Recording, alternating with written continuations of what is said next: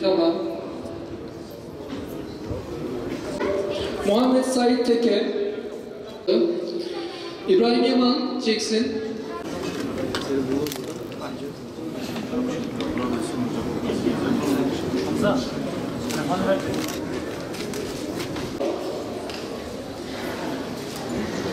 Çok kıymetli Musafları İnceleme ve Kıraat Kurulu Başkanımız Hafız Osman Şahin Hocamız.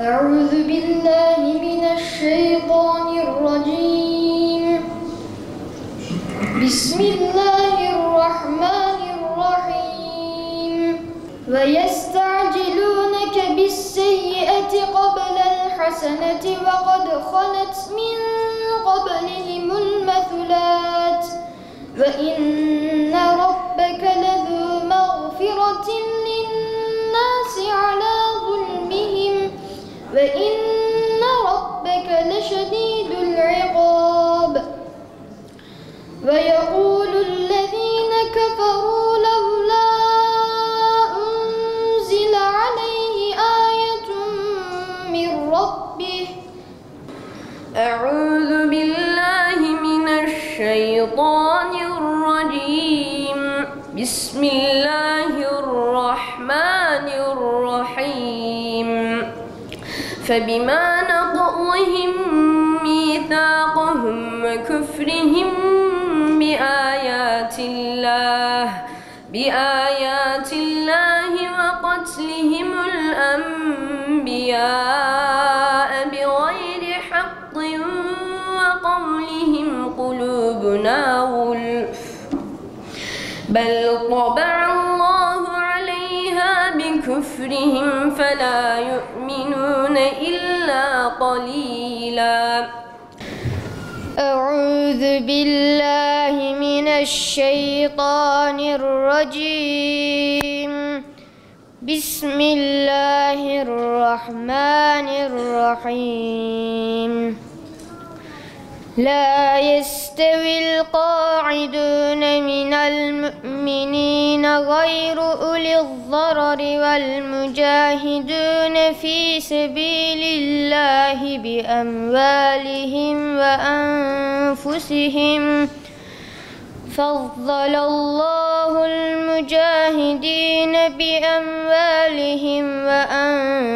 وأنفسهم على القاعدين درجة وكلا وعد الله الحسنى وفضل الله المجاهدين على القاعدين أجرا عظيما درجات منه ومغفرة ورحمة وكان الله غفورا رحيما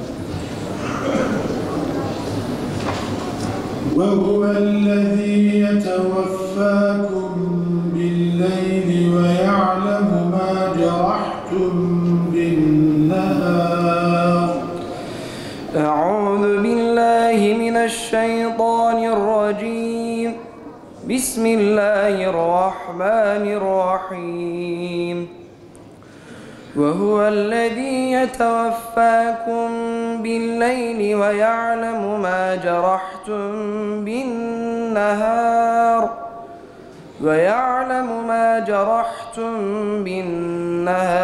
ثم يبعثكم فيه ليقضى بسم الله الرحمن الرحيم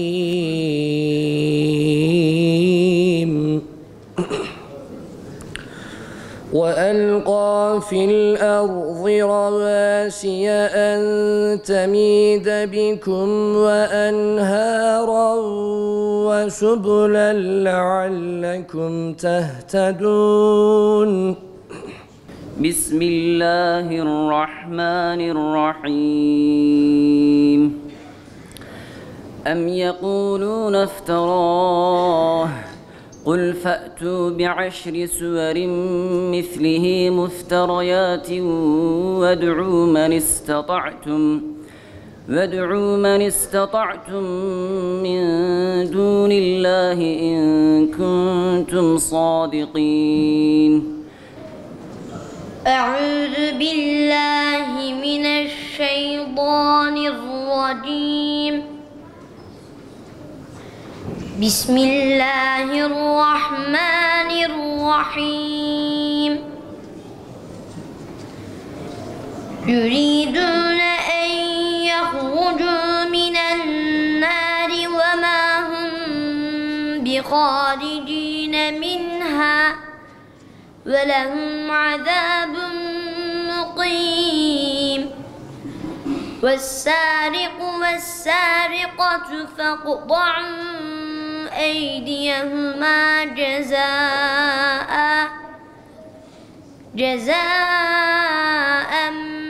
بما كسبا نكالا من الله والله عزيز حكيم. Bu topraklar vahye muhatap olmaya alışkındır. Bu topraklar en son Muhammed Mustafa sallallahu aleyhi ve sellemin canı ciğeri olan arkadaşları tarafından çok kısa bir zaman sonra, onun vefatından çok kısa bir zaman sonra İslam dünyasının 5. büyük şehri olan Diyarbakır'ı onların eliyle fethetmeyi Allah onlara nasip etmiş. Diyarbakır sahabeye de aşinadır. Diyarbakır sahabe çocuklarıdır. Kim ne derse desin bu mana Diyarbakır'ın özüdür, olmazsa olmazıdır. Diyarbakır fethedildiği günden beri ezansız hiç kalmamıştır.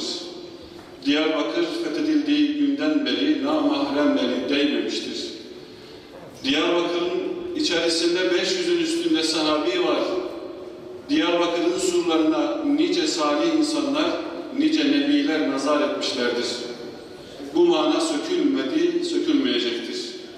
Ve şimdi de elhamdülillah bu hafızlık yarışmalarıyla birlikte yine Diyarbakır'ın toprakları üstünde vahyin muhatabı olmuş, vahyin hamili olan genç nesiller yetişecektir. Buna da kimse mani olamayacaktır inşallah. Allah'ın bu hususta ümmet olarak, millet olarak duyarlı olmayı nasip eylesin. Bu topraklara ne de güzel yakışır asrın sahabileri, bu topraklara ne de yakışır Kur'an'ın hafızları, Kur'an'ın muhafızları, Kur'an'ın hamileri. Allah'ım öyle nesiller yetiştirmeye muvaffak eylesin. Çocuklarımız Kur'an'ı ezberliyorlar, günden güne artıyor elhamdülillah. İstiyoruz ki Kur'an ahlakı da yayılsın, Kur'an ile herkes konuşsun, Kur'an bizim ana gıdamız olsun, eskiden olduğu gibi, şimdi de olduğu gibi. Kur'an yeniden nazil olsun gönüllerimize, Kur'an bülbülleri, umutlarımız, ümitlerimiz, çocuklarımız yine bütün dünyaya örnek önder olsunlar hayalidir. Burada biz bir başka yağmur duasına çıkmış durumdayız. 7 tane hafızımız bu duayı yapacaklar. Hepsi bizim için birincidirler. Şimdi bu hafızlık yarışması çocuklarımızın Kur'an-ı Kerim'e olan yönelişlerini, Kur'an-ı Kerim'i öğrenmeye olan sevgilerini artırmak için teşvik edici olma bakımından çok önemli. Bunların riyasetinde, öncülüğünde bu yarışmalar her sene düzenleniyor. Hafızlık yarışması, Kur'an-ı Kerim'i yüzüne güzel okuma yarışması, ezanı güzel okuma yarışması ve bunlardan maksat teşviktir. Hatta televizyon ekranlarında, işte hocam jürilerden tanıyorsunuz, televizyon ekranlarında Kur'an-ı Kerim yarışmaları yapılıyor. Bundan maksat teşviktir. Neye teşvik? Kur'an-ı Kerim'i okumaya, öğrenmeye, ahlakımızın Kur'an ahlakı olmasına teşviktir. Yoksa Kur'an-ı Kerim'e karşı vazifemizi yarışma yaparak, Kur'an-ı Kerim'e karşı görevimizi böyle kalabalık toplumlar karşısında güzel sesle Kur'an okuyarak yerine getirmiş olamayız. Bizim Kur'an okuyuşumuzdan maksadımız anlamaktır, yaşamaktır. Ya açar bakarız Nazm-ı Celil'in yaprağına, yahut üfler geçeriz bir ölünün toprağına, inmemiştir hele Kur'an. Bunu hakkıyla bilin, ne mezarlıkta okunmak ne de fal bakmak için dediği gibi merhum İstiklal şairimiz Mehmet Akif'in maksadımız anlamaktır.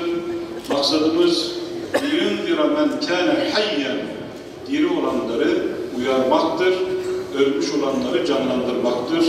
O da ölmüş olanları canlandırmak, Allah ve Resulü'nün çağrısına icabet etmek de mümkündür. İstecibu lillahi ve Resulü izâ deâkum limâ yuhyikum. Diyarbakır, yine biraz önce Müftü Bey bahsetti, her köyünden bile neredeyse medrese olan, Arapça okunan, medreselerin bulunmuş olduğu mübarek bir şehir. Ben burada 2,5 sene kaldım aramızda. Aynı cümleyi bana müsaade edin. Diyarbakır hemşehrilerim kızmasınlar ama bir kez daha tekrar edeceğim. Diyarbakır deyince dışarıda akla elinde Molotov kokteylini polis panzerinin üzerine fırlatan çocuklar gelmeyecek. Değiştireceksiniz bu algıyı. Diyarbakır deyince Kabe'den sonra, Mescid-i Nebi'den sonra, Mescid-i Aksa'dan sonra dünyadaki en eski mabetlerden biri olan Ulu Cami gelecek akla. Siz değiştireceksiniz. Diyarbakır deyince her köyünde, her karışında medrese olan Arapça, İslami ilimlerin tahsil edilmesi akla gelecek. Diyarbakır deyince akla 500'ü aşkın sahabi gelecek. Halid bin Velid'in oğlu Süleyman bin Halid adına yapılan cami akla gelecek. Surların dibinde Anadolu İslam toprağı olsun diye savaşıp da şehit olan sahabe gelecek akla, kıymetli kardeşlerim. Onun için hafızlık Türkiye finalinin bu bölgede planlanmış olması, ilgili daire başkanımıza burada teşekkür ediyorum. Planlayan Eğitim Hizmetleri Genel Müdürlüğümüze teşekkür ediyorum. Planlanması ve icra edilmesi çok önemlidir. Allah bu güzel etkinliğin, programın uzatmayayım. Buradaki barış, huzur, güzel ortamın devamına katkı sunmasına nasip eylesin. Beyefendi de öğrencilerimize birer tane bisiklet ediyor.